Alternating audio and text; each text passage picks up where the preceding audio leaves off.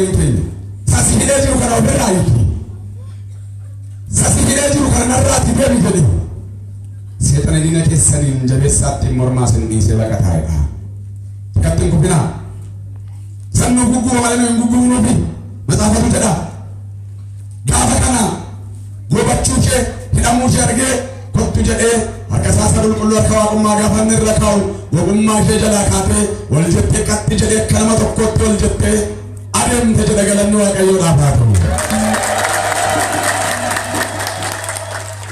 Addunyaan kun gobatee jira cubbuudhaan.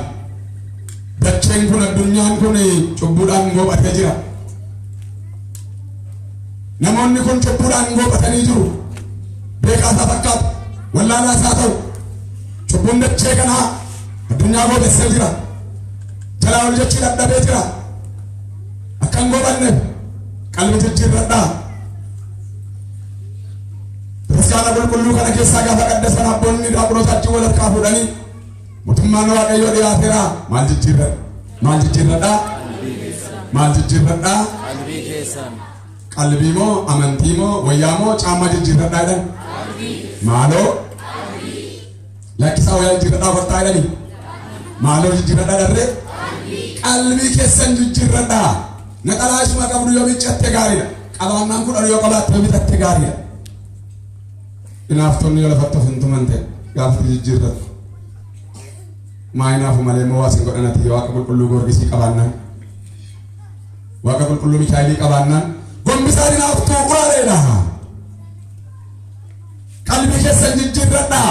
Mootummaan waaqayyoo inaafeera. Laa qulqulluuf kabajamaa kan ta'e wangeela mootummaa waaqayyoo dhadhalumni Israa'elitti qaddasu. Taakuniin immoo maal jedhaa? Maal jedha? Maal jedha jedhama? Maal warreen qaddasu dhageera dhugaa? Maal jedha? Mootummaan eenyu dhiyaateera? Mootummaan waaqayyoo dhiyaateera. Qalbii keessan, yaada keessan, gowwummaa keessan jalaa kaatii qalbii jijjiirradhaa jedha.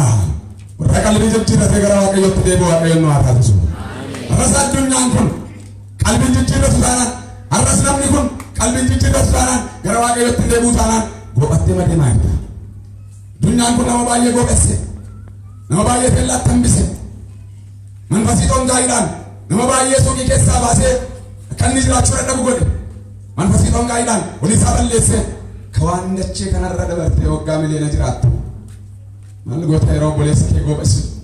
Maal goota yeroo obboleessa kee irraa harka kuttu?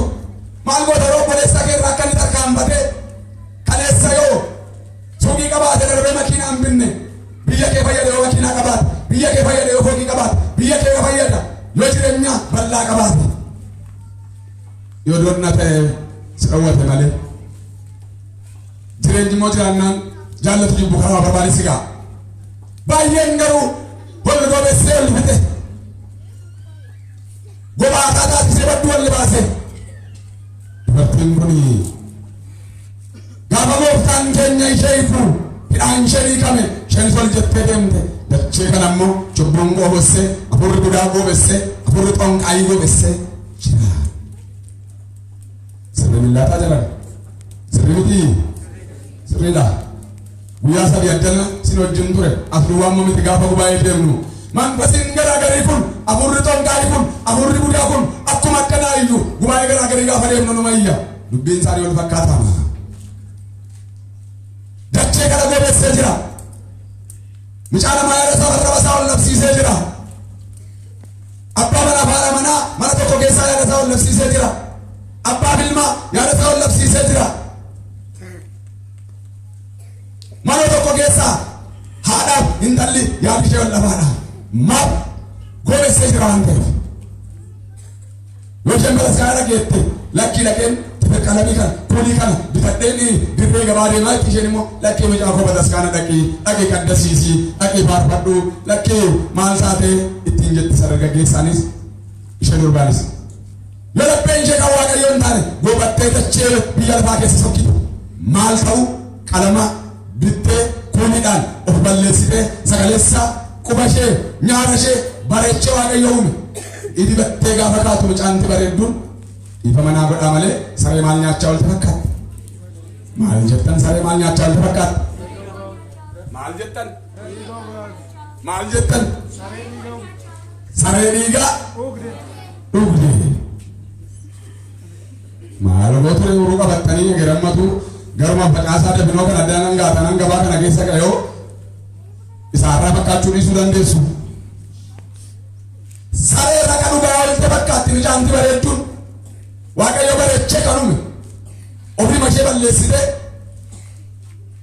harmeentii dhiyoo heerumte bareedduun ofii mashee balleessite Waaqayyo bareechee medhiifte goobattee yeroo isheen deemtu agarra dachee kana keessa hin goobatte. Tika sagalee Waaqayyo jalaa baate. Tika qalamaan ofii kee balleessite. Isa tumte moo isa Waaqayyo meechaan? Isa eenyu meechaan? Isa Waaqayyo uume. Amma tuuti mashee quba kanatti bubuqqise hin danda'u? Hin danda'u? Ma Waaqayyo kuni bareechee laafsin uume. Amma tan uumuu kana addarra kaa'ee adda kana immoo gara uumuu kana fidee afaan kanaa fidee hin danda'u? Hin danda'u? Ija kana coolee galchee uumee gaafa bokkaa roobuu xiraa sagaleetti guddee dandeessi. Hin danda'ama? Ittuma gadi roobaa deemu. Hin danda'u Waaqayyo? Hin danda'ama?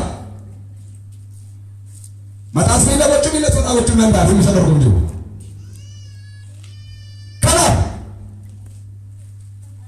Goobannee addunyaa kana keessatti waan Waaqayyo hin barbaachifne raawwachaa hojjechaa kan oollu goobannee jirra. Waaqayyo gobummaa kana nurraa kaasee akka dubartatti wal qajeelee warra jiraatu mana qulqullummaa keessa fooniif dhiiga Yesuusin nyaatee dhugee dhugummaadhaan warra mana isaa keessa jiraatu Waaqayyoon nu haa taasisu.